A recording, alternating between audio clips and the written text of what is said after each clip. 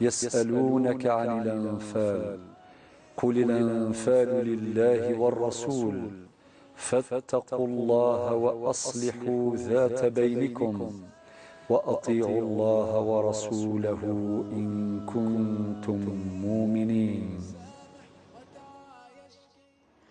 بسم الله والحمد لله والصلاة والسلام على رسول الله. أيها الأحبة الكرام، السلام عليكم ورحمة الله تعالى وبركاته. سعيدة جدا بلقائكم وبتجدد الموعد معكم من خلال حلقة جديدة من حلقات برنامج والصلح خير في هذه السهرة، سهرة الثلاثاء المباركة التي نصلح فيها ذات بيننا مع فضيلة الدكتور السعيد بويزري. أكيد أنه في خلافات، نزاعات، قطيعة، قضايا، ولكن في نهاية المطاف تبحثون دائما عن حلول لمشكلاتكم ولنزاعاتكم، كيف لا؟ ونحن نعقد جلسة صلح من قناة القرآن الكريم الخامسة مع فضيلة الدكتور السعيد بويزري، ونبحث معكم وإياكم عن أفضل وأنجع الحلول، ألا وهو إصلاح ذات البين. مرحبا بكم أوفياء برنامج الصلح خير. نرحب بكل من يتصل بنا، من يتواصل معنا، من يلتقطنا عبر الأقمار الاصطناعية، وتحية طيبة وخالصة للجالية المسلمة في المهجر، ولكم مني تحية الفريق التقني العامل معنا هذا المساء. أول ما نستفتح به هذه السهرة المباركة كالعادة هو الترحيب بفضيلة الدكتور السعيد بويزري، الرجل المصلح الذي يصلح ذات بيننا دائما من وسط هذا الفضاء الإعلامي التلفزي لقناة القرآن الكريم الخامسة. مرحبا بك دكتور. مرحبا نجاة، الله يبارك فيك. كيف حالك دكتور؟ الحمد لله، نسأل الله دوام النعم وتمامها إن شاء الله دكتور. الرجل المصلح دائما يحمل في طياته الكلمة الطيبة ليصلح بين الناس، أليس كذلك؟ نعم، الكلمة الطيبة مفتاح القلوب. تستمال القلوب بالكلمة الطيبة التي مدحها رب العزة في القرآن الكريم في سورة إبراهيم. شكرا دكتور. إذن هذه البداية فقط، وسنوفيكم بكل النقاش ونثري موضوع حول الكلمة الطيبة. قبل هذا وذاك دعونا نتعرف على الأرقام الهاتفية التي من خلالها تتواصلون معنا ونتواصل معكم. تابعوا. تواصل مع برنامج والصلح خير.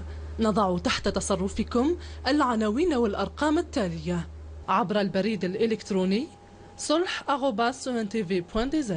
كما يمكنكم الاتصال ببرنامج والصلح خير على المباشر 021 39 43 43 021 39 42 42. إذن لا ننسى أيضا أن نرحب بالزميلة زينب التي تتواجد معنا ومعكم وتقوم بترجمة هذا اللقاء عبر لغة الإشارة في هذه الحلقة وعلى مدار ساعة و20 دقيقة من المباشر. مرحبا بك زينب. إذن بعد الترحيب بزينب نعود إلى دكتور سعيد بويزري لإثراء موضوع هذه السهرة التي هو في غاية الأهمية وليس الخطورة، خاصة إذا تابعنا كل ما يتفضل به فضيلة الدكتور سعيد بويزري استنادا دائما إلى القرآن الكريم والسنة النبوية الشريفة والسيرة العطرة. عودة إليك دكتور. والآن نتحدث عن الكلمة الطيبة، وقبل هذا وذاك ركزنا في هذه الحلقة على عنوان وهو 3 نقاط من قبل فتبينوا، ثم 3 نقاط بعد فتبينوا. وقد قال الله سبحانه وتعالى في سورة الحجرات بعد بسم الله الرحمن الرحيم: فتبينوا أن تصيبوا قوما بجهالة فتصبحوا على ما فعلتم نادمين. صدق الله العظيم. دكتور سعيد، إشارة فقط، اليوم 3 ماي هو اليوم العالمي للاحتفال بالصحافة وبحرية التعبير. هذه الحرية التعبير لطالما تصبو إليها كل الشعوب، لأنها في طياتها تقرير لمصير كل الشعوب. طيب دكتور، فتبينوا هذه الكلمة تحدد ربما مصداقية الخبر. فالإعلام فيه أخبار، كلام، حوادث، أحداث، برامج، فيه أحداث حقيقية، أحداث مفتعلة، فيه كلمات طيبة متوجهة للرأي العام، أما الأخرى فكلمات لا فيها رائحة الطيبة بل فيها نوع من الضلالة. من يكتشف هذا وذاك؟ سنكتشف كل هذا في برنامج والصلح خير. ودكتور، الإعلام هو من المفروض أن ينقل الناس من الشقاء إلى السعادة. كل هذا وذاك يكون عن طريق ماذا؟ كما قلت في بداية الحلقة، عن طريق الكلمة الطيبة، والكلمة الطيبة تصلح الأعمال، أليس كذلك دكتور؟ تفضل في هذه المقدمة حتى نفهم كل هذه المعادلات وهذا الخيط الذي يربط كل هذه الكلمات. تفضل فضيلة الدكتور سعيد يوسف. لك الفضل. بسم الله والحمد لله والصلاة والسلام على رسول الله. معاشر المشاهدين الكرام، السلام عليكم ورحمة الله وبركاته. بارك الله فيك نجاة على هذا الطرح الدقيق الذكي لإشكالية موضوع اليوم. لينطرح السؤال أو الطرح الإشكالي مهم جدا، يجعلنا ننتبه إلى أهم المعادلات الضابطة لحرية تعتبر من الحريات الكبرى نعم. التي يتمتع بها الإنسان. فنفترض جدلا أن الإنسان يملك جملة من الحقوق والحريات، ولكن إذا حرم من حرية التعبير لا شك أنه يعيش نوعا من التعاسة. نعم. يعيش نوعا من الضغط النفسي، نوعا من القلق الذي يجعله يبحث عن المنافذ ويشعر بالقيود التي تكبله وتكبل نعم. حريته نعم. وتجعله لا يشعر بكرامته كإنسان. نعم. إذن دعيني يا أختي نجاة أن أفتت هذا الموضوع من خلال جملة من المعادلات، وكلمة المعادلة ذكرتها في محلها جدا. نعم. أولا أحيي جميع الإعلاميين في هذا اليوم وأسأل الله عز وجل لهم التوفيق، وأسأل الله عز وجل أن يكونوا في مستوى الإعلام الصادق، لأن الصدقية أو المصداقية لا كريديبيليتي تكتسب من خلال هذه المعادلة سأذكرها الآن. أبدأ بالله التوفيق. قال ربنا في أي القرآن وقد ذكرت في سورة الحجرات. أولا هذه السورة تسمى بسورة الأخلاق. سورة الأخلاق هكذا معروفة عند العلماء. نعم. هي سورة الأخلاق. فجملة من الأخلاق التي يحتاج إليها الإنسان في حياته. نعم. إشارة من رب العزة جل جلاله أن لا قيمة لعباداتكم وحياتكم إذا انفصلت حياتكم عن القيم لفالور، إذا انفصلت حياتكم عن المبادئ وعن الأخلاق. ونبينا صلى الله عليه وسلم مدحه رب العزة بالخلق، وإنك لعلى خلق عظيم. نعم. إذن هذه السورة تسمى بسورة الأخلاق، فيها جملة من الأخلاق. من هذه الأخلاق قول الله عز وجل: يا أيها الذين آمنوا إن جاءكم فاسق بنبأ فتبينوا، النتيجة أن تصيبوا قوما بجهالة فتصبحوا على ما فعلتم نادمين. سورة الحجرات الآية السادسة. طيب، هذه الآية تأمرنا بوضوح، تأمر الجميع وتأمر على وجه الخصوص رجال الإعلام. نعم. الذين يستخدمون الكلمة.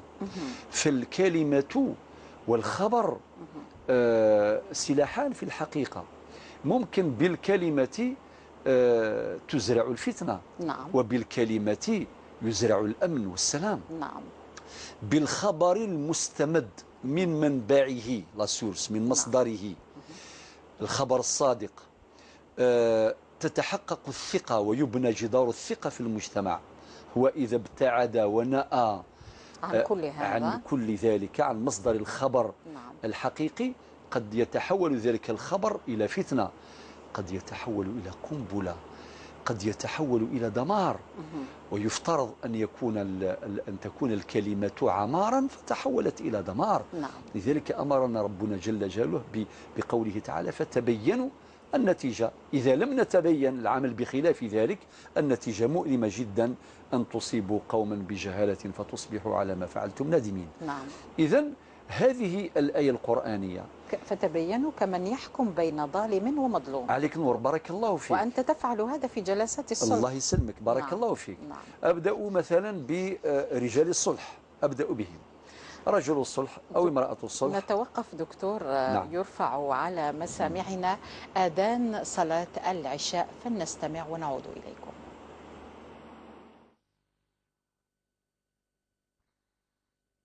الله أكبر الله أكبر، أشهد أن لا إله إلا الله،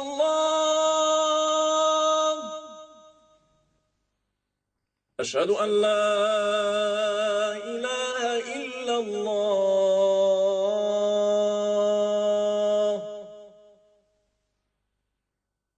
أشهد أن محمدا رسول الله،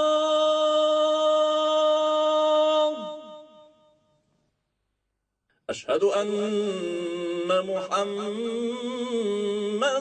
رسول الله، حي على الصلاة،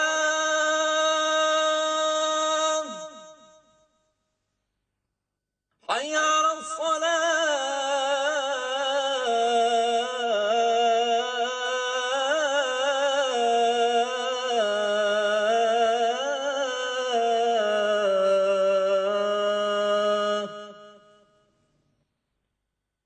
حي على الفلاح،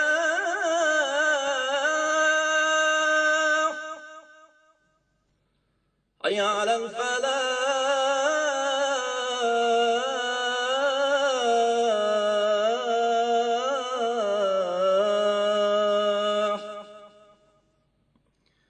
الله أكبر الله أكبر، لا إله إلا الله.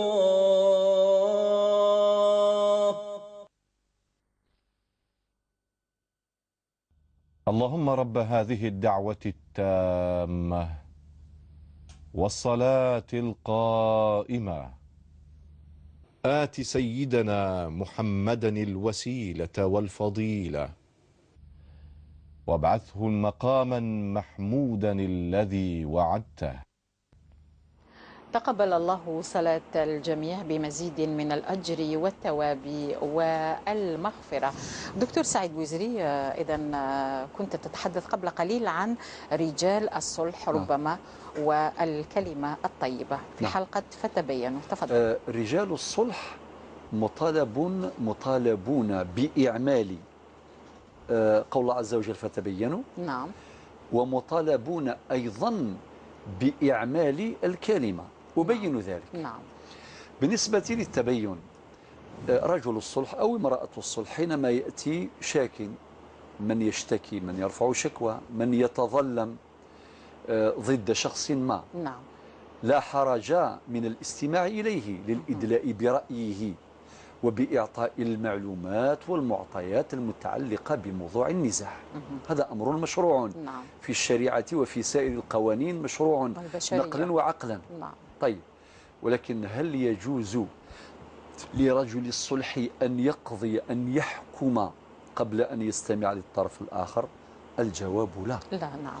لابد أن يستمع للطرف الآخر. وإذا التبين لو حكم دون قبل أن يستمع للطرف الآخر فقد خالف قوله تعالى فتبينوا. عنوان حلقة اليوم فتبينوا. النتيجة إذا خالف هذا المبدأ القرآني، هذا الضابط الدقيق، النتيجة هي الندم كما قال القرآن: أن تصيبوا قوما بجهالة فتصبحوا على ما فعلتم نادمين. نعم. وكذلك رجال الصلح مطالبون أيضا بإعمال الكلمة الطيبة. لماذا؟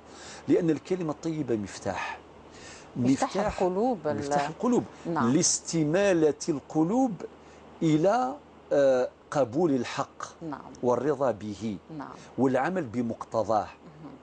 وخلاف الكلمة الطيبة نفور. فإذا جاء شخص إلى رجل الصلح ينتظر منه كلمة طيبة تطيب خاطره، تهدئ من روعه، ترشده، توجهه، تطمئنه، تزرع فيه الأمل. إذا استمع إلى خلاف ذلك لا شك أنه سيفر من هذا الرجل ولنفضوا من حوله الرجل المصلح. نعم.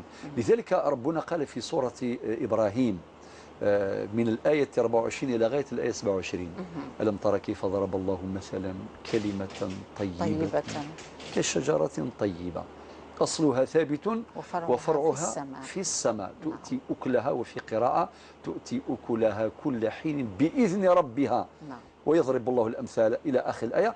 ثم يقول الله عز وجل الكلمة الأخرى، الكلمة اسمها الكلمة الخبيثة، كلمة الشرك، وما قيس عليها وما يلحق بها حكما. قال تعالى: ومثل كلمة خبيثة كشجرة خبيثة اجتثت من فوق الأرض ما لها من قرار.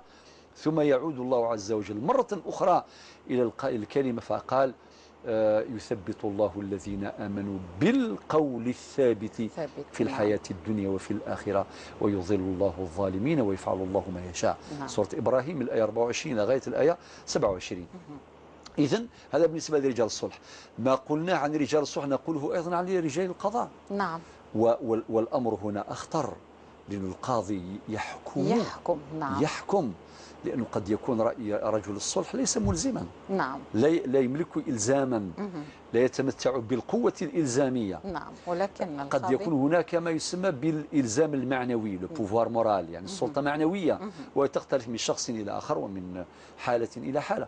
ولكن بالنسبة للقاضي يملك القوة الإلزامية ويملك الآليات والأدوات التي يخضع الخصوم لحكمه، طبعا بعد استنفاذ جميع الإجراءات كما هو معلوم في دنيا القانون وفي دنيا القضاء.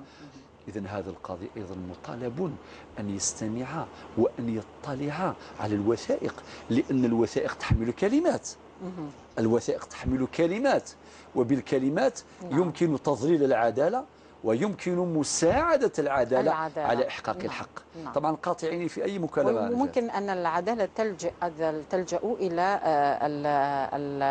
المختص الخبير القضائي كما تسأل به خبيرة.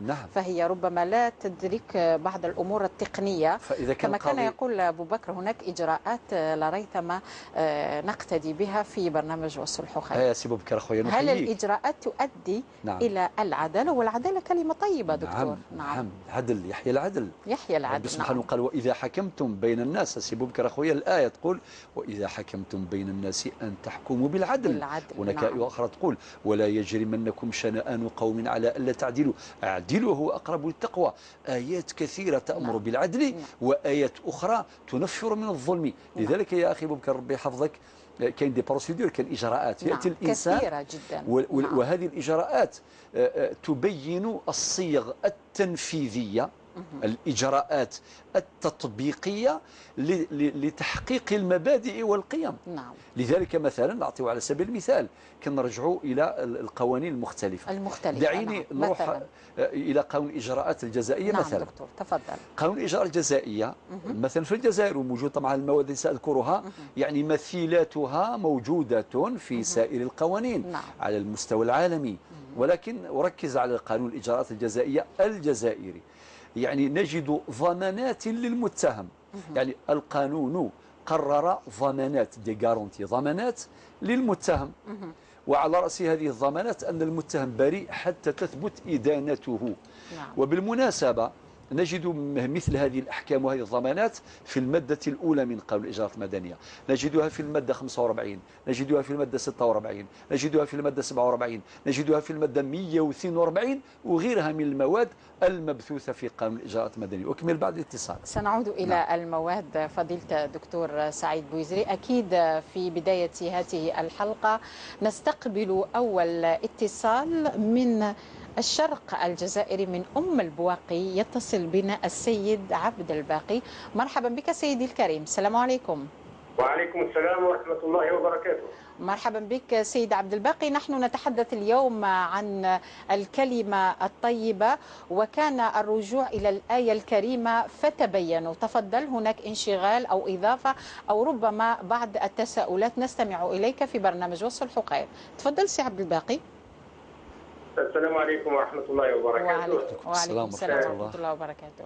والله الكلمة التي يمكن أن نقولها في هذا المجال نعم في مضمون الآية الكريمة: إن جاءكم فاسق بنبأ فتبينوا. التبين مطلوب، وقبل التبين الكلمة الصادقة الصحيحة تكون مطلوبة من باب أولى. المسلم الملتزم بإحكام شريعة الله عز وجل متخلق بأخلاق الإسلام عليه أن لا يقول إلا الحق، وأن لا يتكلم إلا الصدق، وأن يكون لسانه رطبا بذكر الله عز وجل. والرسول صلى الله عليه وسلم لم ينفي بعض الأخلاق عن المؤمن، وإنما نفى خلق الكذب عن المؤمن، بأن الكذب والإيمان لا يلتقيان. وكما نعرف جميعا فإن الذي يتعمد الكذب فإنه يخطئ نفسه ويخطئ الناس كذلك. وقد يقع الناس في أخطاء كثيرة، وقد يقعون في مثالب فيما لا تحمد عقباه بسبب الكلمة التي من ورائها الكذب. وعليه على المسلم أولا وقبل كل شيء أن يتحرى صدق بكل معناه، كما كان يقول فضيلة الدكتور. نعم. بعد ذلك يجب على الذي يستمع إلى أي خبر يلقى لابد أن يتحرى. الأصل في المسلم حسن الظن، والأصل في المسلم أن نصدقه بأول كلمة يقولها.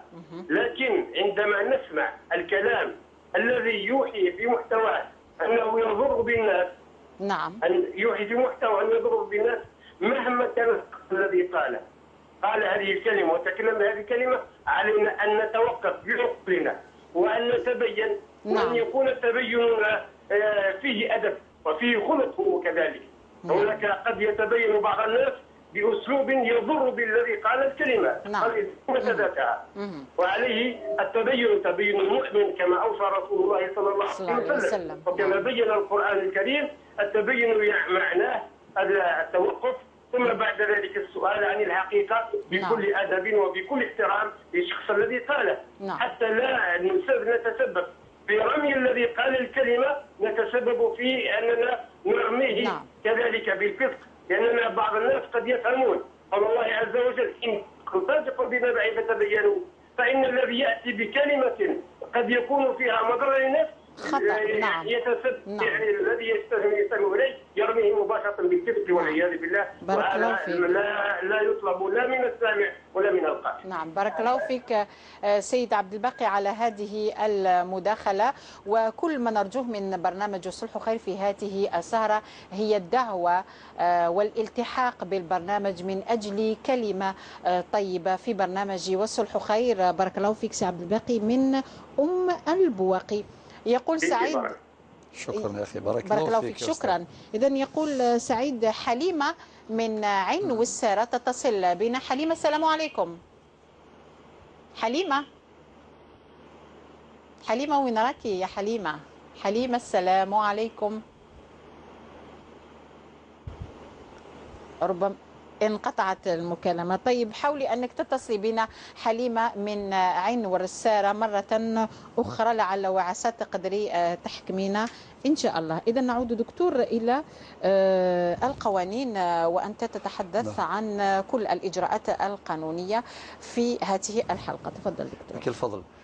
أشرت إلى هذه المواد القانونية: المادة الأولى، المادة 45 46 47 142 من قانون الإجراءات الجزائية الجزائري، ولها مثيلاتها يعني في القوانين الأخرى الجزائية على المستوى الدولي وعلى المستوى الإسلامي وعلى المستوى العربي.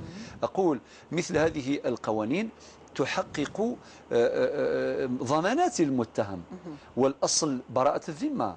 المتهم كل متهم بريء حتى تثبت إدانته، ولكن فقط في الجانب التطبيقي لابد أن نركز. سأعلق على ما قاله الأستاذ عبد الباقي جزاه الله خير بعد حين.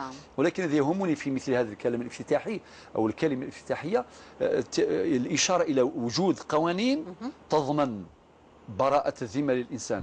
وهذه القوانين في صراحة بقراءة استقرائية تأصيلية يتأكد لدينا أن هذه القوانين لها أصول ممتدة إلى الشريعة الإسلامية.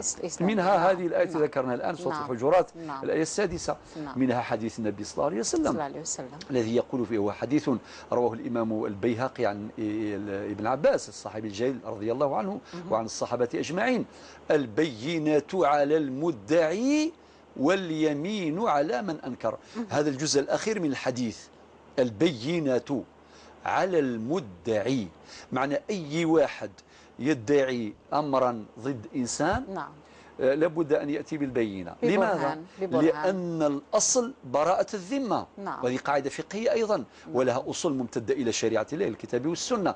الأصل براءة الذمة، فكل إنسان ذمته غير مشغولة لا بتهم ولا بواجبات، ولكن أو بحقوق معينة، إلا إذا ثبت الدليل، فالأصل براءة الذمة. هذه قاعدة ذهبية نديرها مع ما قاله النبي عليه الصلاة والسلام: البينة على المدعي واليمين على من أنكر. لذلك الفقهاء صاغوا قاعدة ذهبية بعنوان البينة على من ادعى واليمين على من أنكر.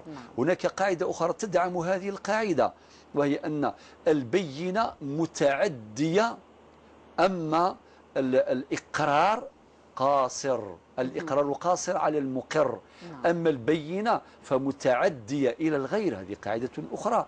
هناك قواعد كثيرة جدا. قاعدة الإبقاء على ما كان على ما كان حتى يثبت الدليل الذي يخالفه. إبقاء ما كان على ما كان حتى يثبت الدليل الذي يخالفه. يعني جملة من القواعد الفقهية، جملة من القواعد القانونية تؤكد يعني هذه الضمانات لكل، ليس فقط المتهم بل لكل إنسان. لكل إنسان. أمر آخر، أعود إلى الإعلام مرة أخرى فأقول الصحفي أو الإعلامي له يسموها مهنة المتاعب هكذا، وبالمقابل أيضا هو مكلف بأداء رسالة أيضا، مكلف بأداء رسالة. والرسالة مسؤولية كبيرة. مسؤولية كبيرة. وأول مسؤولية هي مسؤولية الكلمة. ذكرنا قبل حين ما ورد في سورة إبراهيم الآية 24 الآية 27، ونذكر ما قال النبي صلى الله عليه وسلم في الحديث الشريف، يقول الحديث: من رأى منكم منكرا فليغيره بيده، فإن لم يستطع فبلسانه. إذن يأتي اللسان، فاللسان حاضر. وفي حديث آخر: من كان يؤمن بالله واليوم الآخر فليقل خيرا أو ليصمت. وحنا باللغة الدارجة نقولوا الكلمة ممكن تكون تعمر، ممكن تدمر. الكلمة ممكن تستميل قلب إنسان، ممكن تغلق باب قلب إنسان. ممكن تقربه، ممكن تبعده. دكتور، في هذا الإطار ربما الصحفي دكتور أو الإعلامي يشعر بتضييق الأنفاس عليه، لأنه لا يستطيع أن يكتب بعض الحقائق أو يصور بعض الحقائق، فهو ملزم أيضا بآية فتبينوا. ماذا يفعل دكتور؟ لذلك الالتزام بهذه الآية يجعله يكون بعيدا عن الإثارة. إذا كان الإعلام يستخدم للإثارة، لإثارة قضايا هكذا بغير تبين، ولإحداث بلبلة في المجتمع، ولاتهام الناس وإلحاق التهم بالناس، ولانتهاك أعراض الناس. حرية التعبير أيضا هي ليست بدعوى حرية التعبير. والكلمة في الحقيقة كما قلنا مسؤولية. ثم أن حرية الإنسان تنتهي حيث تبدأ حرية الآخرين. فلا يجوز العدوان على كرامة الناس أو قذف الناس الأبرياء بدعوى الكلمة. ثم أنه مطالب أن يبحث عن مصدر الخبر الحقيقي. ثم أن يكون بعيدا عن الإثارة، وأن يكون بعيدا عن العدوان بمختلف الأشكال والألوان. ثم أنه مطالب أن يستشعر هذه المسؤولية فيما ينقله من الأخبار، لأنه ممكن الإنسان يستخدم هذا الخبر لإحداث الفضائح. والصحفي يستطيع أن يحدث التغيير دكتور. صحيح. بقلمه بتصوير برامجه بقوله للحقيقة إن لم تكن هناك من فوق ضغوطات عليه. هل هذا نفس الشيء بالنسبة للإعلام الديني دكتور؟ وهو مسؤولية كبيرة جدا، مسؤولية كبيرة لأنه جدا، تخصص أيضا، هو تخصص ومطالب بالالتزام بأحكام الشريعة الإسلامية فيما ينقله من أخبار، فيما يعني يحقق فيه من تحقيقات، فيما يصوره فيه، لأنه حتى الصورة أيضا والصورة لها أيضا دور كبير جدا. فلا يجوز لا التضليل ولا التهوين ولا التهويل، فالتزام الخط الوسط والوسطية هي المنهج الذي يلتزم نقاط الوسط بين جميع المتضادات والمتقابلات، بلا تهوين ولا تهوين، لا يهون ولا يهول. طيب دكتور، هكذا. قبل أن نأخذ مكالمة من سوق هراس، يشير إلي سعيد أنه يتصل بنا عمار من سوق هراس. عمار من فضلك دقيقة فقط نسأل الدكتور. دكتور، بالنسبة للصحافة، هل الصحفي الإعلامي الذي يحمل هذه الرسالة هو ربما لا يقوم بنفس العمل الذي يقوم به المصلح؟ هل هو مطالب بإصلاح مجتمعه مثل ما يفعل الرجل المصلح في كل زمان ومكان؟ التخصصات تتكامل. التخصصات تتكامل. صحيح هناك كل واحد له لكل تخصص فرسانه. يعني أهل الاختصاص، وعلماؤنا قرروا قاعدة ذهبية: لكل أمر أصول، من ضيع الأصول حرم الوصول. الصلح له أصول، والقضاء له أصول، والإعلام له أصول. فالإعلام يستطيع أن يصنع حضارة، يستطيع أن ينبه إلى بؤر التخلف، إلى حفر التخلف، وأن ينبه الغافلين، وكذلك يحمل سيف الكلمة أمام كل من تسوي له نفسه العدوان على المقدسات أو العدوان على الأوطان أو التفريق بين الشعوب أو إخفاء الحقائق أو تضليل العدالة. فالإعلام إذن له رسالة كبيرة جدا، ولكن الوقت لا يسمح للتفصيل في هذا. ندع المجال لإخواننا وأخواتنا المتصلين والمتصلات.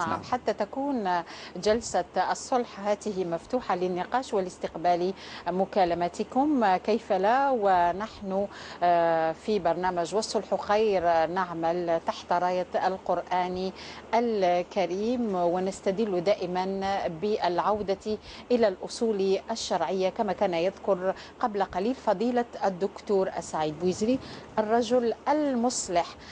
من سوق هراس عمار، السلام عليكم. السلام عليكم، واش راك الاخت نجاة؟ مرحبا بك سي عمار، واش راك؟ لاباس؟ راك مليح؟ والله نحييكم ونحيي القناه نتاعكم. بارك الله فيك. شكرا. فضيلة الدكتور بويزرة منور الشاشه. مشكور انت ايضا. نعم. شوفي ماذا انا ما كنت ما تخليتش نبص وبين لي فتى بي انا ومادام دخل فضيلة الدكتور بويزرة في الاعلام. نعم. انا راح نعطي سؤال. نعم تفضل عمار. نقول اللهم بارك لنا في رجب وشعبان واللهم بلغنا رمضان. نعم ان شاء الله. وفي السؤال تاعي مادام دخلت في الاعلام الوقت جاء. نعم. عندي احتكاك مع عدة صحفيين في عدة جرايد. في سوق هراس عمار في سوق هراس او هنا في العاصمة؟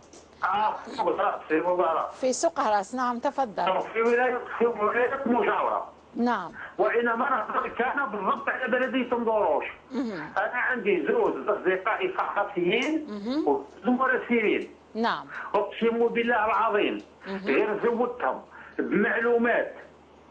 شوفي كاين واحد الحي عنده في مدوروش فيه 14,000 نسمة. نعم. اختلطت المياه القذرة مع مياه صالحة للشرب. نعم. ورحت عينت المكان وعينت المراسل وجاء هز صور فوتوغرافيه ونشر الموضوع، وجات السلطات الولاييه ودات 7 قراع نتاع المياه ولقات شراكين في المياه. هذه النقطه الاولى. نعم. عند احدى المساجد جنب دروش الجدار نتاعو يشكل خطر على الماره وخاصه التلاميذ. نعم. مقابل ليه ابتدائيه ومتوسطه.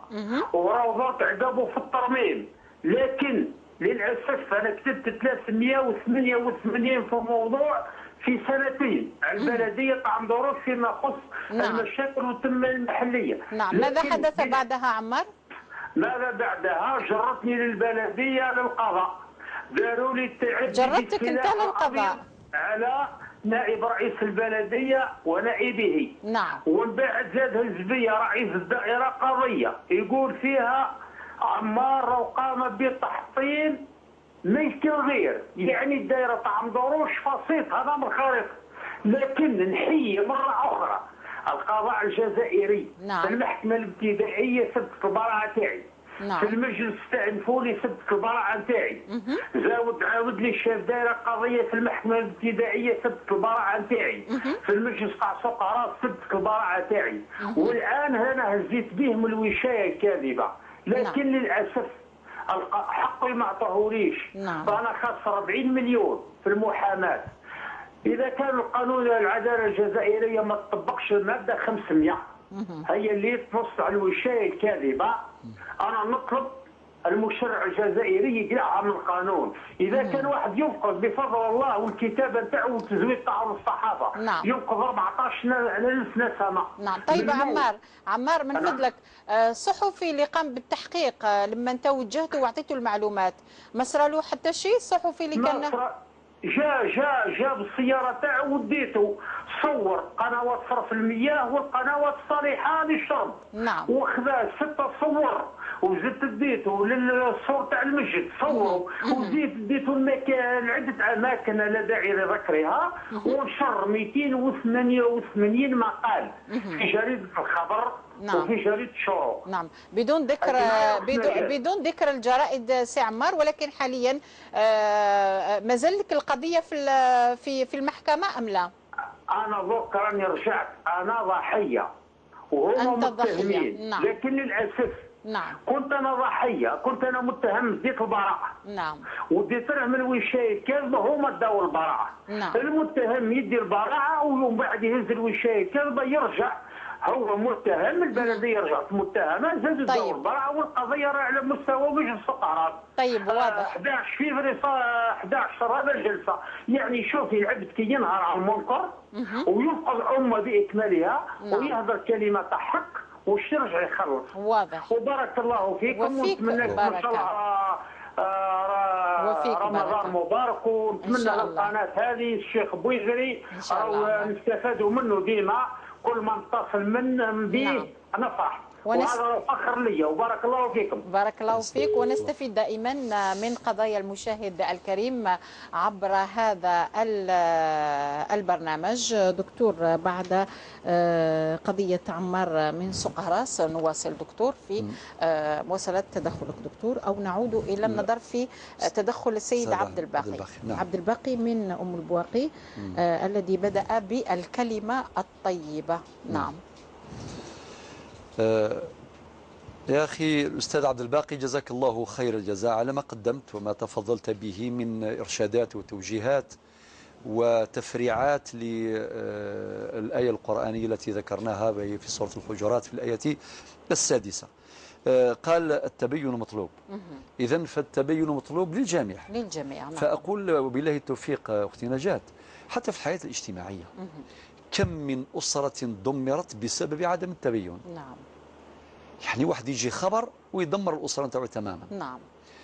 لذلك ربي قال فتبينوا، كما نقولوا بالعامية يأمنوا هذاك الخبر. نعم. اللي جاء. ويبني مواقف كبيرة جدا من خلال هذا الخبر، من خلال الخبر قبل التبين من صدقه. نعم. أو من صحته أو من صدقيته. دعيني نترجم هذه المعاني ببعض الكلمات باللغة الأمازيغية. فأقول قبيلي سنة قارن قوال ير الصح نغسيد تسكد الكذب 4 الوضان. يعني هنا يسلم الزوغ ماشي يسلم الزوغ أثي ديني يلس وقي وعرف بزاف. نند أول ذا النظام نند يروال قارنك الجرح يتغيزي يحلو يروال يتغيزي يرنو. معنى هذه آثار الكلمة الجارحة. نعم. ماذا تفعل في الإنسان. نعم. قارن داغ قيوم بوال قارني لسيلان ذاك سوم ذا شو كيران ذا سنان. هذا اللسان اللي ربي سبحانه دارو بالحم، وهناك اللي يحول لسانه إلى أشواك. أي لسيلان ذاك سوم. نعم. ذا شو كيران ذا سنان. نعم. اللسان. وقاردغ قوال يسعى غزال أشين الفلاني يقنل نيس يلديميس المعنى يس باش هذيك ساكل حيانية راس ديال مذان دي قار كان العجب. أشحال توشويني قهودن السبا ذوال، أشحال نشوالي قضران ذي قذرو من غادي ثذرين السبا ذوال. أماكن ذا غوال يفنو يتهدو، الكلمة تبني وتدمر. أوال يزيز دي يسلغو، الكلمة كما راهي تنقي والكلمة أيضا راهي تخرب وتدير العجب في الإنسان. الكلمة أوال يسدوكو لي فطو بالكلمة ممكن نجمع بين الشتات، وبالكلمة أيضا نفرق بين المتحدين. الكلمة خطيرة جدا. لذلك ذكرها ربنا عز وجل. وفي المقابل واش قال؟ وقولوا للناس حسنا، وقولوا للناس حسنا. القرآن لم يستثني أحدا. ولكن دكتور الكلمة الطيبة عليها الكلمة الطيبة صدقة كما قال النبي صلى الله عليه وسلم. تكون بنية طيبة وبغرض طيب أيضا، وإلا تعتبر الكلمة الطيبة قد تكون مجاملات ويكون النفاق في أداء هذه الكلمة. عمق الكلمة الطيبة نستمده من النية الصادقة ومن الغرض الصادق ومن أشياء أخرى. بارك الله فيك. نبل المقاصد تقتضي نبل الوسائل. واحد. اثنين، ما ذكرتي بارك الله فيك النية. النية الصادقة ترافق الكلمة الصادقة. إنما الأعمال بالنيات وإنما لكل امرئ ما نوى. الكلمة الطيبة عموما مطلوبة، وقولوا للناس حسنا. أما استخدام الكلمة الطيبة نفاقا فالنفاق مرفوض في شرع الله عز وجل، لا يليق في الكتاب والسنة، والآيات موجودة. وقد وصف الله عز وجل المنافقين في 13 آية في القرآن الكريم، هذه في سورة واحدة. كما عاد إليهم في وصفهم ووصف نفسياتهم وتحليل شخصياتهم في آيات أخرى وفي صور أخرى. والنبي صلى الله عليه وسلم أيضا وصف نفسية المنافق، فلا يستخدم الكلمة الطيبة نفاقا، لابد أن يستخدمها صادقا. لذلك هذا الموضوع مهم جدا. ثم لابد أن نعلم علم اليقين بأن الله مطلع على الأسرار، مطلع على الأسرار، فالله يعلم السر وأخفى. لذلك قال القرآن الكريم في سورة قاف في الآية رقم 18 يقول ما يلفظ من قول إلا لديه رقيب عتيد. إذن هذا الرقيب العتيد مرافق يعلم السر وأخفى. لابد أن نستحضر هذه المعاني. أعود إلى تعليق الأستاذ عبد الباقي، طبعا قاطعني في أي وقت. نأخذ اتصال من ولاية البويرة، تتصل بنا صبرينا. السلام عليكم صبرينا.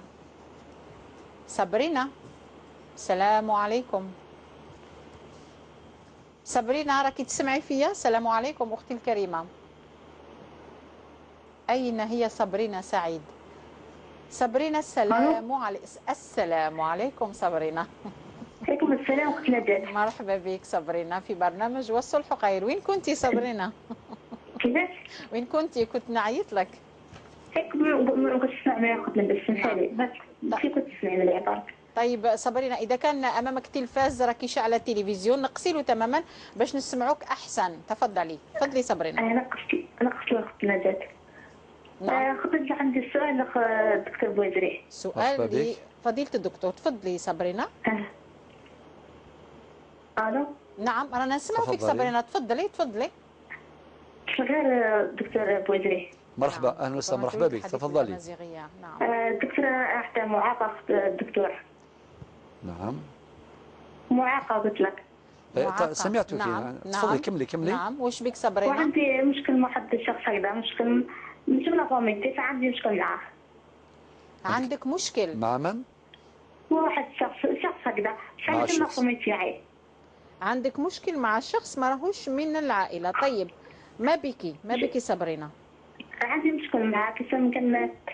كان دافع خير اخت نجاة، وواحد نسمع واحد يكون معاه يصلح بيناتنا اخت نجاة، حاب يصلح بيناتنا. هذا ما كان ماذا دكتور بودي يدير بينا هذا الخير اخت نجاة. تدعى رقم هاتفها. نعم طيب صبرينا، ربما باش ما نحرجوكش قبل ما تقطعي المكالمة خلي رقم التليفون تاعك مباشرة كي يخلص البرنامج سيتصل بك فضيلة الدكتور سعيد بويزري.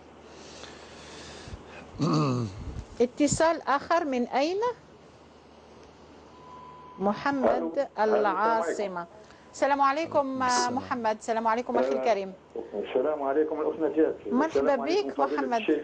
أهلا وسهلا. مرحبا بك. واش راك محمد؟ لاباس والله الحمد لله. راك مليح؟ البصر تاعك راهو مليح شوية؟ الله أكبر. الله أكبر. كلمة طيبة. الله يفتح عليكم إن شاء الله. إن شاء الله يفتح على المؤمنين كامل إن شاء الله. الله ينوركم يا الأخت. نعم محمد رانا نسمع فيك. أنا عندي أمانة لفضيلة الدكتور. أمانة تفضل. مرحبا. بينك وبينه ولا على المباشر؟ لا على المباشر الأخت ما فيش مشكل. ما فيش مشكل. تفضل سي محمد. نفس قدمت حصة تاع اليوم العالمي تاع المعوقين المكفوفين. نعم المكفوفين نعم وكانت معنا فاطمة. نعم بارك الله فيك. نعم هذا الآن راه منا من ولاية العاصمة. نعم من النواحي تاع باب علي. نعم نفس الشيء مع كيما الأخت هذه مكفوف. نعم وجايب الماجستير نتاعو. نعم ولكن الأخت نجاة لقاها رقيلة كبيرة.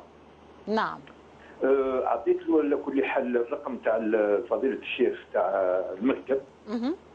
اتصل به على كل حال والله ما على بالي واش قالت له الاخت اللي يعني استقبلته نعم هو جامعي كما فاطمه اللي فاتت معنا في البرنامج عنده ماجستير. نعم ولقى عراقيل في الدراسه او في الحياه اليوميه باش نفهموا محمد.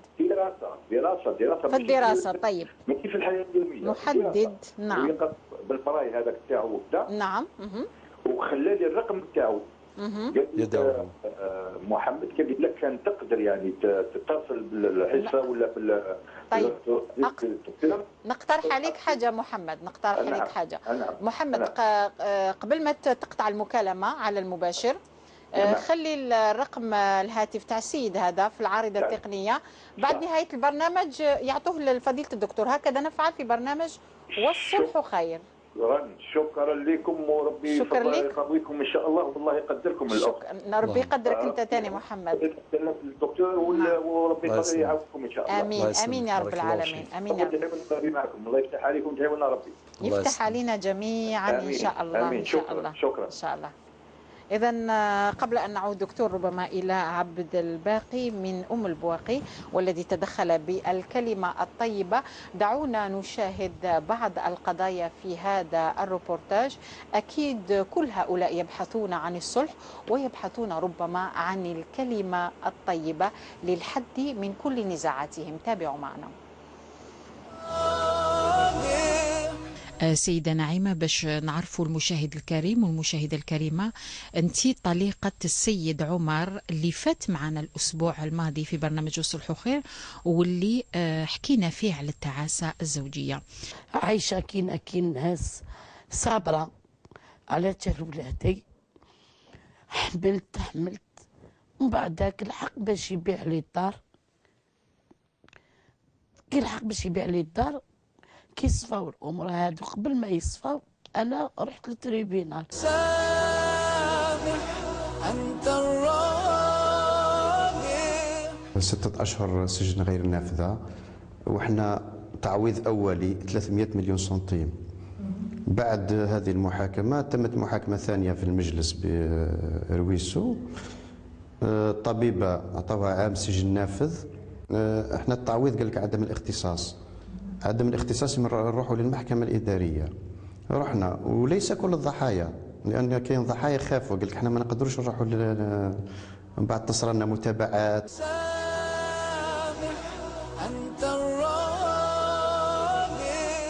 في حالة ما الصلح تم ما دام عندك موافقة مبدئية، هل مستعد تتنازل عن كل القضايا اللي في المحكمة إذا تم الصلح؟ إذا تم الصلح أنا تم الصلح سي نورمال نتنازل عليهم. نحن السباقين الصلح، قلت لك بالدليل هذيك تاع الأئمة اللي جمعناهم كاع.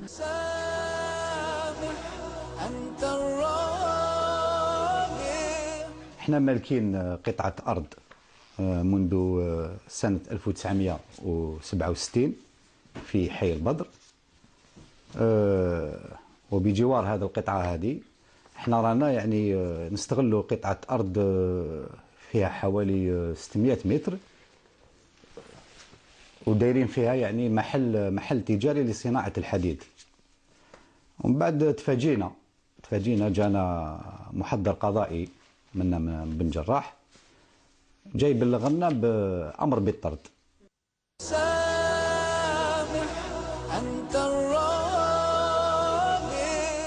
إلى كل من أراد أن يعرض خلافا أو قضية أو نزاعا، برنامج والصلح خير يزوركم في بيوتكم لتصوير قضاياكم ولإيجاد حل لمشكلاتكم. اتصلوا على الرقم 021 37 41 21.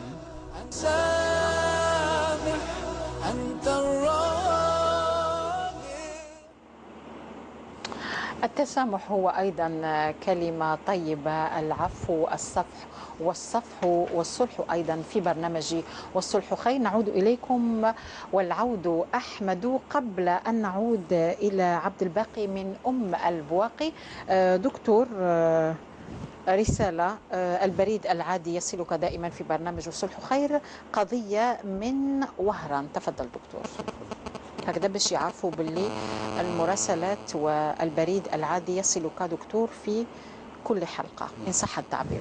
عبد الباقي من أم البواقي دكتور، ثم نعود إلى عمار من سوق هراس. تفضل. نعم، الأخ عبد الباقي تتم تعليق على يعني أعلق قليلا على ما تفضل به الأستاذ الفاضل سي عبد الباقي من أم البواقي عن الكلمة الصادقة مطلوبة أيضا، وهذه الكلمة الصادقة منصوصة عنها في الكتاب والسنة كما قلنا، والصحابة الكرام رضي الله عنهم أجمعين أيضا كانوا يمتازون بالكلمة الطيبة والكلمة الحقة.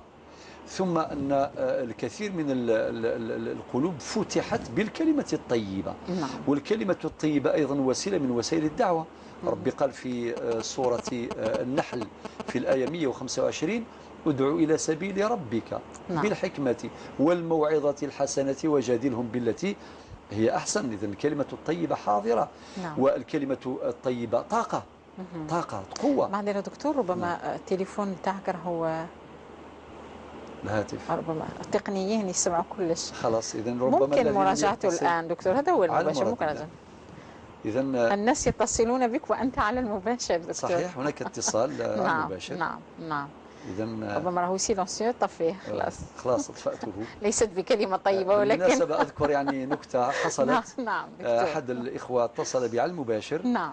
فحينما سألته لما اتصلت، نعم، قال لي: نعم رأيتك في المباشر. نعم. لم أوفق في التواصل مع البرنامج عبر هاتف، ولهذا اتصلت. فقلت له: هذه لا يمكن، يعني لا يمكن. نعم. فاتصلت به بعد البرنامج. نعم دكتور. نعم. فالذي اتصل به الآن فهو معذور يعني. نعم. ربما اجتهد في اتصال بالرقم الثابت ولم يوفق، فاتصل بالرقم رقم النقال. وأنت تتواصل معهم. تفضل دكتور. إن شاء الله تعالى. نعم.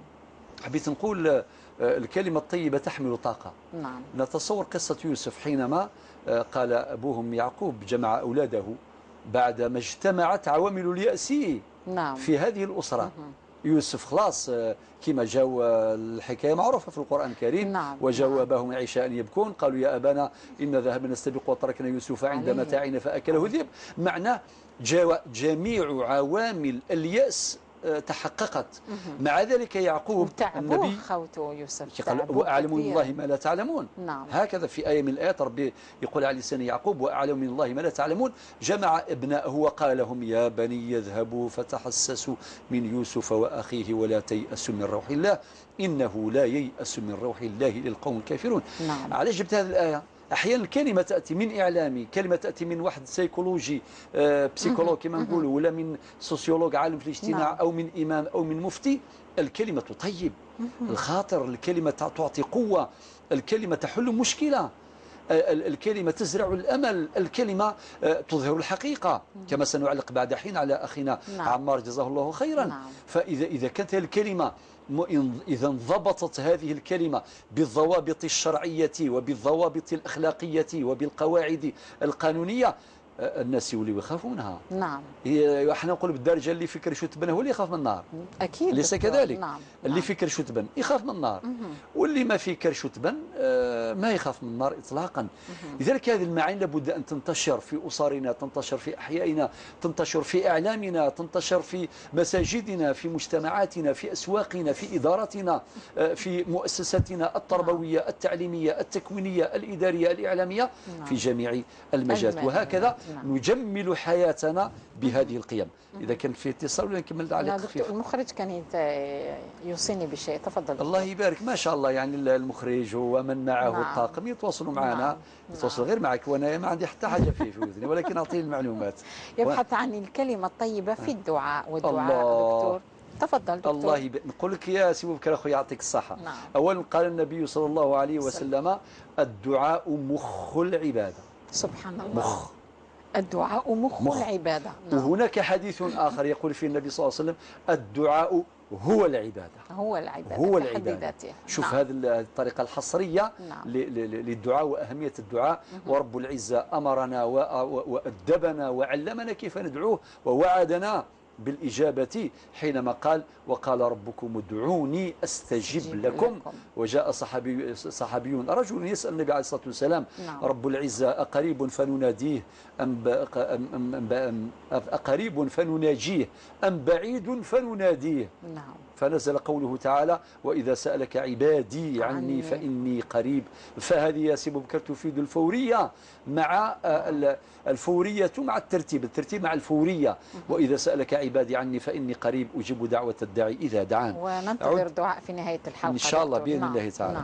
نعود إلى الأستاذ عبد الباقي من أم البواقي حينما تحدث عن الكذب، وكيف أن الكذب يخطئ الناس، وكيف أن الكذب يضلل العدالة.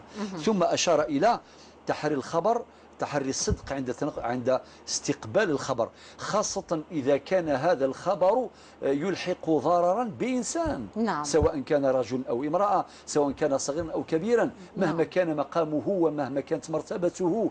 هذه مسألة في غاية الأهمية والخطورة في الوقت نفسه. علاه جاء خبر، فإذا كان هذا الخبر يلحق ضررا بإنسان ما، نعم، لابد أن يتحرى مستقبل الخبر. نعم. عملا بقوله تعالى: فتبينوا أن تصيبوا قوما بجهالة فتصبحوا على ما فعلتم نادمين. ولكن إذا عدنا إلى حياة الاجتماعية نجد يعني ألوانا من الأذى. كنت سأسألك عن هذا. نعم. دكتور. نعم. خاصة نجاة.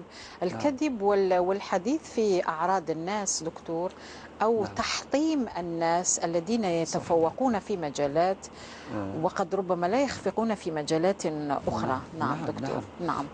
في مواقع العمل، في الأسرة، هي ليست عامة ولكنها موجودة دكتور. صحيح. نعم. إذا كان مثلا نعطيه على سبيل المثال في السوق. نعم. مثلا نعم. يكون واحد تاجر سلعته اشتهرت وقريب رمضان وراجت. نعم.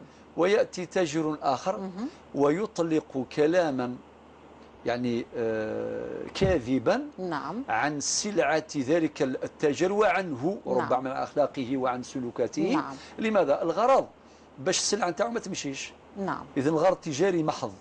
يعني كل هذه الأغراض غير شريفة تماما. شريفة. نعم. غير شريفة. نعم. وداخل المؤسسات وداخل مواطن العمل، وهذيك الوشاية الكاذبة والكلام القيل والقال وكذا. نعم. غير ما عندوش قيمة.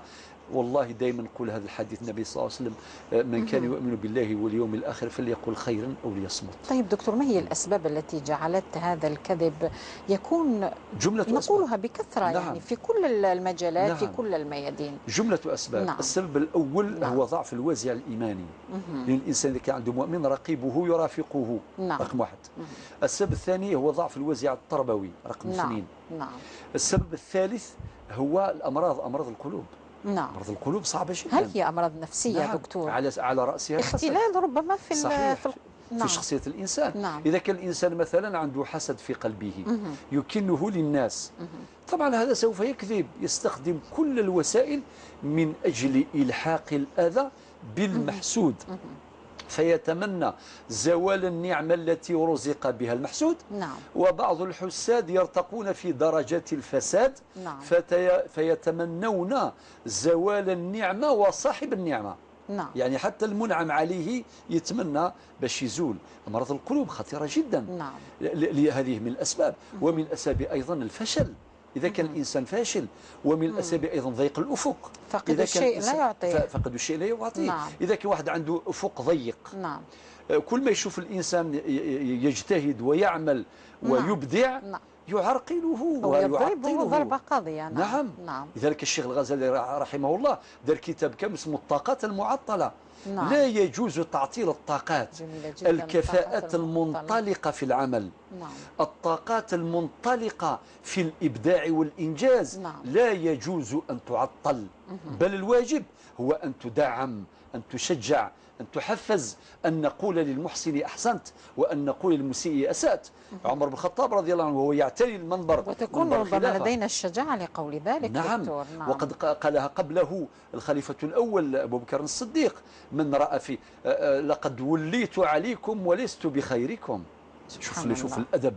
نعم. لقد وليت عليكم ولست بخيركم. وقد أشرنا إلى هذا الخطاب التاريخي النير فيما سبق في حلقة من حلقاتنا السابقة. نعم. وأكد الخليفة الثاني هذه المعاني في حينما قال: من رأى في اعوجاجا فليقومني بحد سيف فليقومني. فنهض أحدهم قائلا: لو رأينا فيك اعوجاجا لقومناك بحد سيوفنا. ثم قال: الحمد لله الذي جعل في أمة محمد صلى الله عليه وسلم من يقوم عمر بحد سيفه.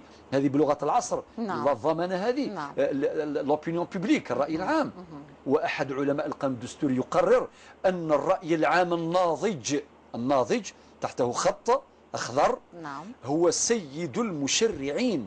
الرأي العام الناضج هو سيد المشرعين. نعم. لذلك لابد من رعاية هذه الأمور. وقال عمر في كلمة أخرى شهيرة، قال: رحم الله امرأ أهدى إلي عيوبي. يعني أمور عجيبة جدا جدا نقرأها في تاريخنا المشرق عند رجالاتنا والفاتحين المسلمين الأوائل، وعند الصالحين والصالحات والمؤمنين والمؤمنات، ربي يغفر لهم جميعا وأسكنهم الفردوس الأعلى. شيء جميل جدا. نعم. هكذا تصبح الحياة جميلة.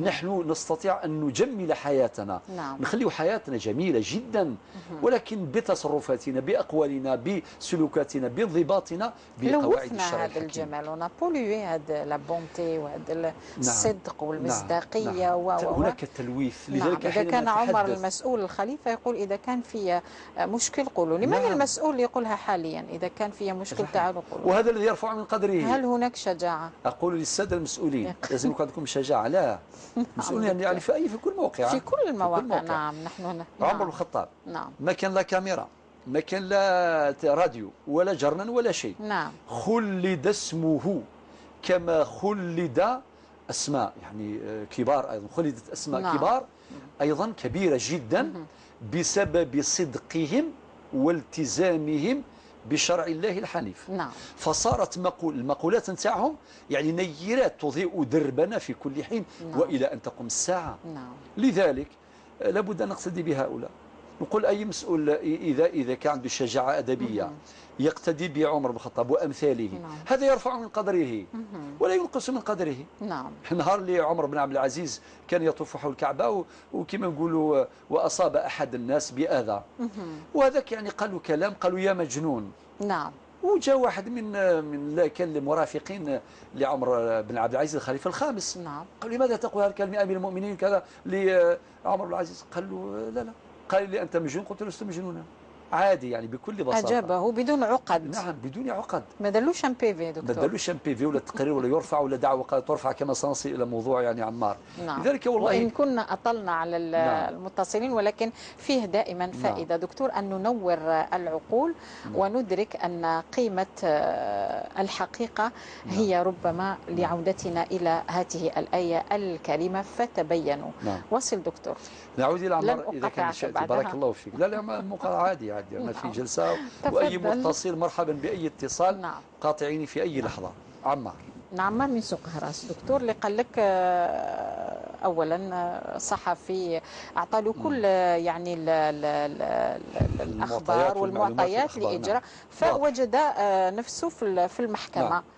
يا أخي عمار. نعم. إن شاء الله اسم على مسمى، كل واحد يعني لك من اسمك نصيب إن شاء الله. عمار الخير إن شاء الله. نعم. نعم. أولا من صفات المواطن الصالح هو الذي ينبه إما رجال الإعلام أو ينبه المسلمين إلى مواطن الخلل في حيه، في حومته، في قريته، في مدينته، في وطنه، لأن هذا الوطن العزيز أمانة الشهداء، يعني وكلنا في سفينة واحدة.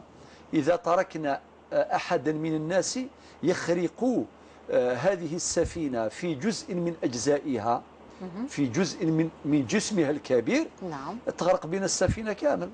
وهذه القصة معروفة في الأحاديث والأخبار والأثار.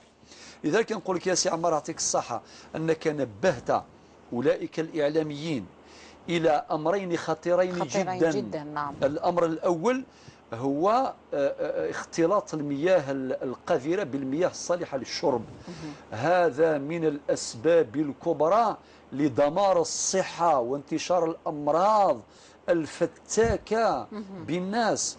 وكونك تنبه إلى هذا الأمر نقول لك بارك الله فيك يا سي عمار وربي يجازيك خير. والصحفي الذي رفع هذا الانشغال بما يملك من أدوات وآليات أيضا الشكر موصول إليه. وكذلك لأن نحن نتحدث عن البيئة l'environnement، هذه الطبيعة التي نعيش فيها ونعيش فوق هذه الأرض وعليها، نبني فيها حضارة، فيها عمران، فيها التلوث قبل أن يحصل في واقع الحياة هو حاصل في القلوب والعقول. قبل ما نهضروا لونفيرونمون يعني الحفاظ على البيئة، البيئة الخارجية، الطبيعة، المحيط. هاو الكارثة راهي على مستوى العقول والقلوب. دكتور. إذا كان التلوث أصاب العقول وأصاب القلوب شيء طبيعي أن تظهر آثار التلوث في البيئات، في الممارسات وفي نعم. لذلك تنبيه الأخ عمار إلى هذا الأمر الخطير، نقول جزاك الله خير الجزاء. والجدار الآيل للسقوط الذي يهدد المارة من الرجال والنساء ويهدد أكثر التلاميذ الصغار.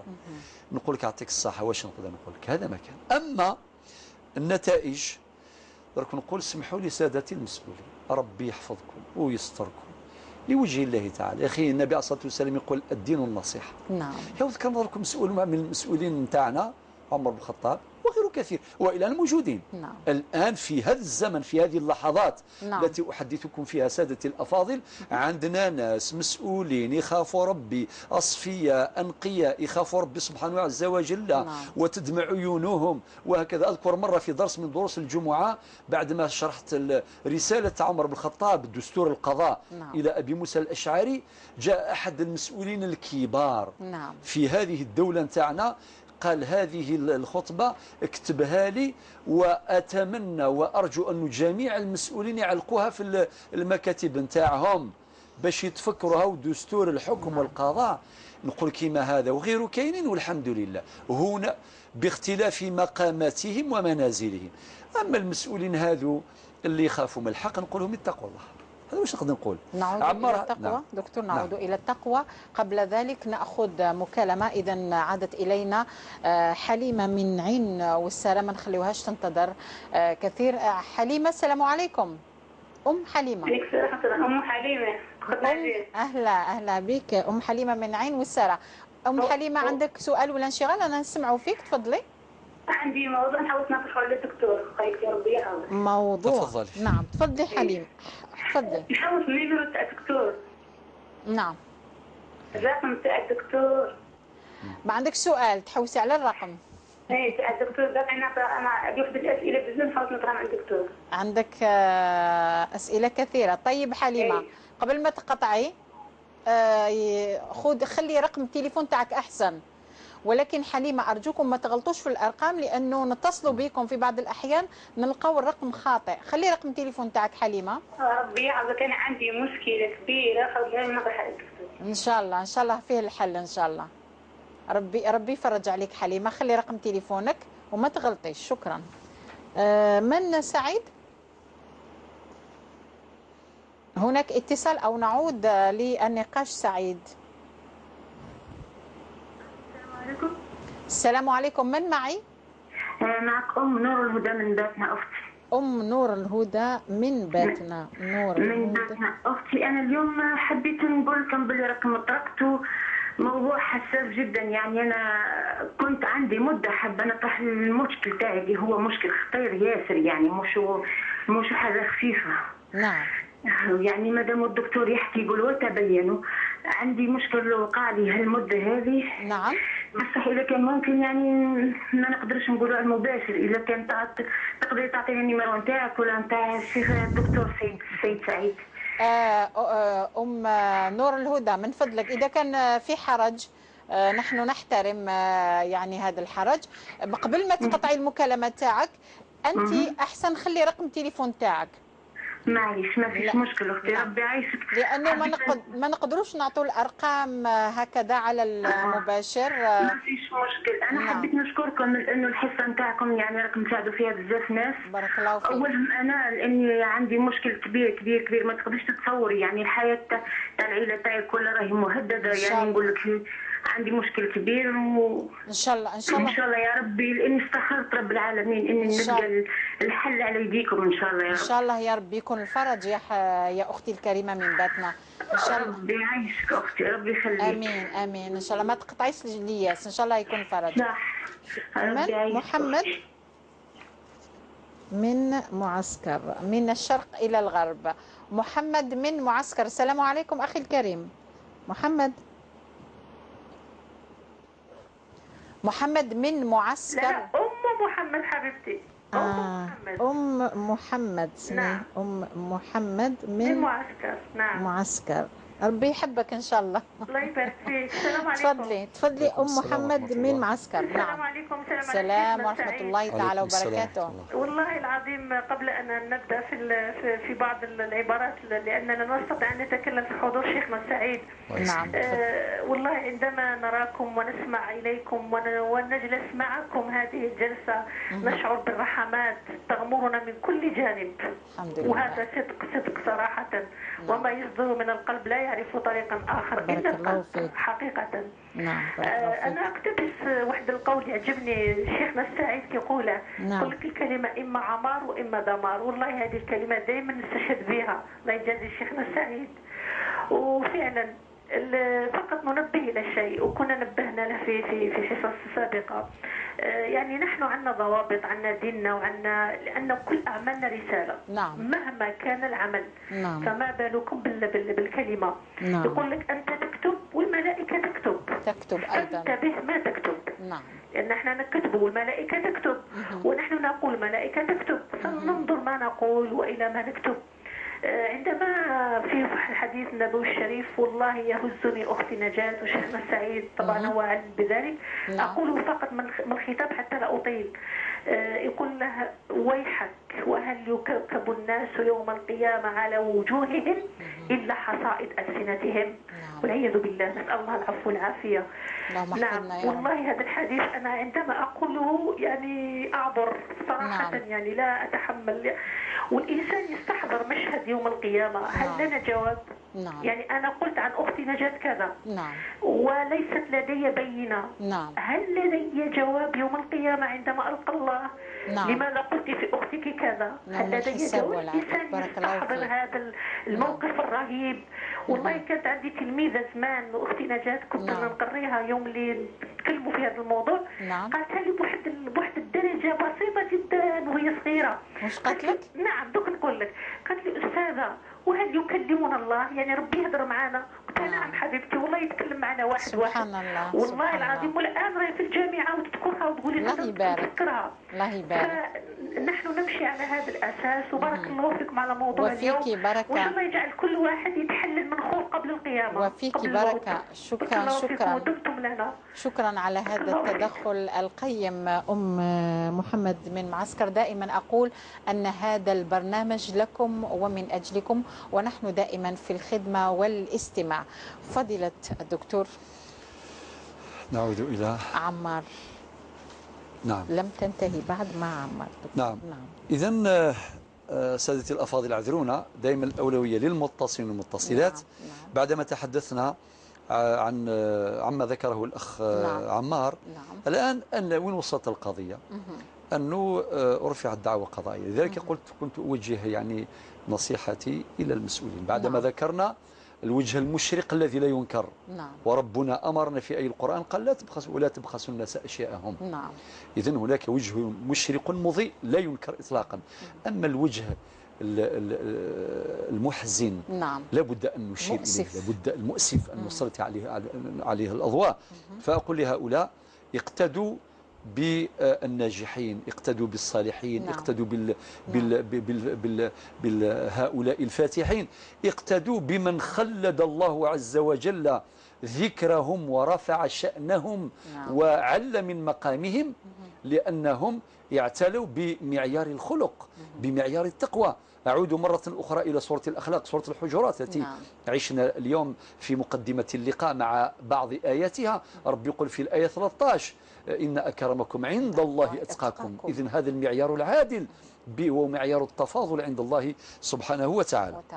الآن تحصل الأخ عمار على البراءة الحمد لله، ولكن بعدما رفع دعوة على الوشاية الكاذبة المفروض تكون هناك آثار، وإلا الإنسان يقول ما يشاء دكتور. وإلا لابد من العقوبات الرادعة. فالعقوبات الرادعة تجعل الإنسان يفكر في مآلات الأقوال وفي مآلات الأفعال. والعبرة بالمآلات، العبرة بالمآلات.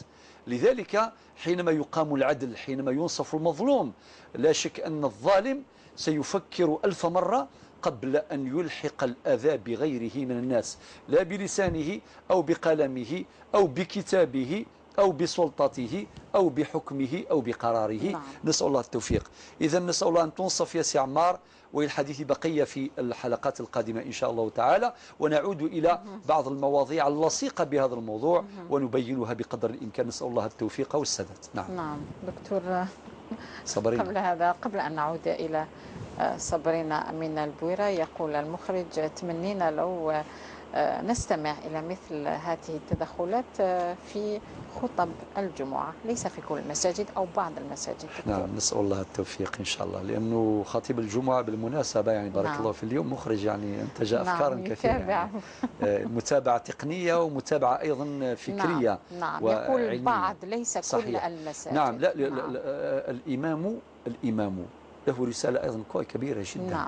وقد قلنا قبل حين لكل أمر أصول، من ضيع الأصول حرم الوصول. وتحدثنا عن هذا في الحلقات الماضية. ومما قلناه يا سي بكر ما كانش اللي عنده الغاشي، يعني الناس يجيوه ويدير مؤتمر أسبوعي، يعني عنده 5 لقاءات 5 رونكونتر يعني يوميا 5 صلوات يجيوه الناس بلا دعوات ولا بلا مشروبات ولا أي شيء. أي واحد يدير دعوة لازم يهيئ مشروبات وكذا إلى آخره. وعنده مؤتمر أسبوعي، يعني 4 مؤتمرات على الأقل في كل شهر يستقبل الناس. لا شك أن كلمة الإمام بما يملكه من قوة وعلو مقام في المجتمع، ولا يزال الإمام يحظى بالاحترام والتقدير في المجتمع الإسلامي الكبير. لابد أن يستثمر هذا المقام السامق، هذا المقام العالي، ليؤدي رسالته أحسن أداء، بقدر ما نحيي الأئمة الخطباء الرساليين، بقدر ما ننبه الغافلين في هذا الموضوع الذين يؤدون رسالتهم كما يجب.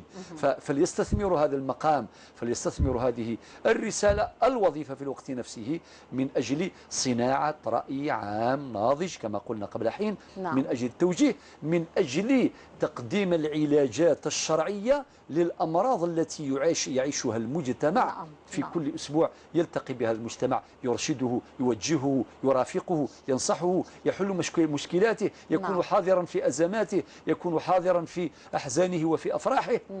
ويستثمر ذلك المقام السامق من أجل تحقيق رسالته. وللمسجد كما قلنا رسالة متعددة الأبعاد، رسالة إيمانية تعبدية، رسالة تربوية، رسالة تعليمية، رسالة اجتماعية وإصلاحية. نعم دكتور، 5 دقائق بقية من عمر البرنامج.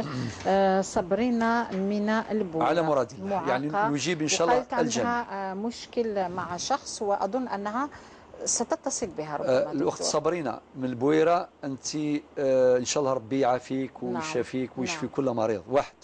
رقم 2، أشكرك جزيل الشكر أنك قلتي عندي مشكلة مع شخص حبيت نتصالح معاه. إذا نداؤك وصل. وهذا النداء من ثمرات الكلمة الطيبة. إن شاء الله نسأل الله أن يستجيب لهذا النداء ويتحقق التصالح بينكما. نعم محمد. دكتور محمد من العاصمة. محمد أمانتك نعم. وصلت. نعم. ما دام تركت الهاتف إن شاء الله سنتواصل مع هذا الإنسان.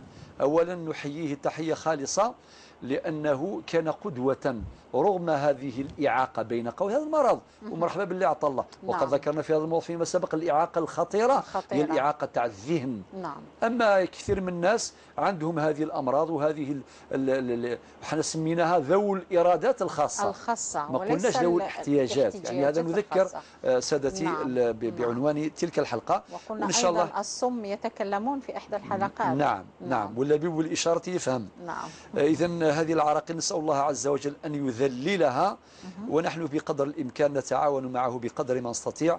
سأتواصل معه إن شاء الله بإذن الله تعالى يا أخي محمد. وأمانتك وصلت. نعم. أم حليمة من عين والسارة تقول موضوع خاص ثم الرقم حتى ربما. نعم. وطبعا أثني على ما قالته الأخت نجاة، يعني سادتي الأفاضل اللي هذا البرنامج يخدم بطريقة منهجية. نعم. بلا إثارة. اللي عنده مشكل ما بغاش يطرحه على المباشر. نعم. أول إذا طرحه على المباشر لابد أن يلتزم الأدب. نعم. والذوق الرفيع. أخلاقية التواصل. أخلاقية التواصل. نعم. لا إثارة ولا فضيحة ولا شيء. واللي بغى الموضوع نتاعو يكون بيننا وبينه نحن مستعدون للتواصل مع سادتنا وسيداتنا الأفاضل والفاضلات خارج هذا البرنامج تماما. نعم. دكتور نور الهدى من باتنا قد أيضا. عندي مشكل خطير جدا. نعم.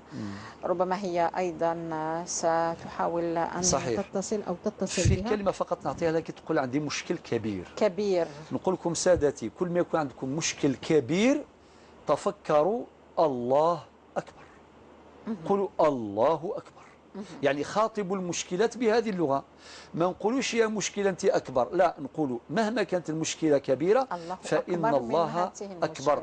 هذا الكلام الخالد نردده في صلواتنا وفي أذكارنا. نتواصل معك أم الرضا. دقيقتان.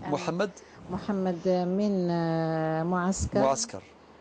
دقيقتان حتى لا ننسى الدعاء دكتور. إن شاء الله يا أختي أم محمد بارك الله فيك.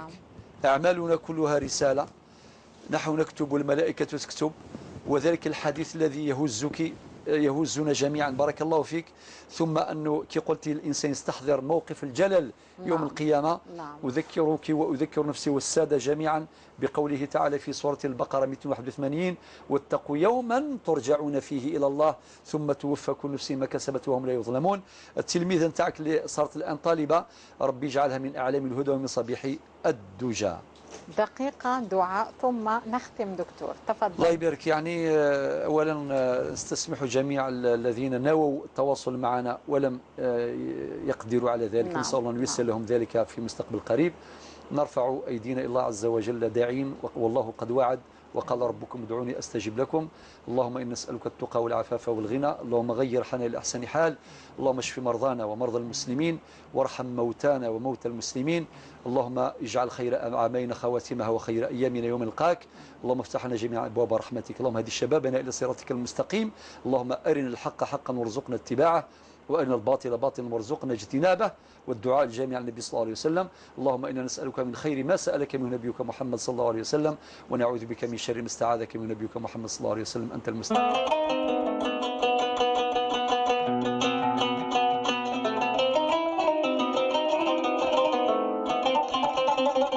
عن أبي عمرو رضي الله عنه قال: قلت يا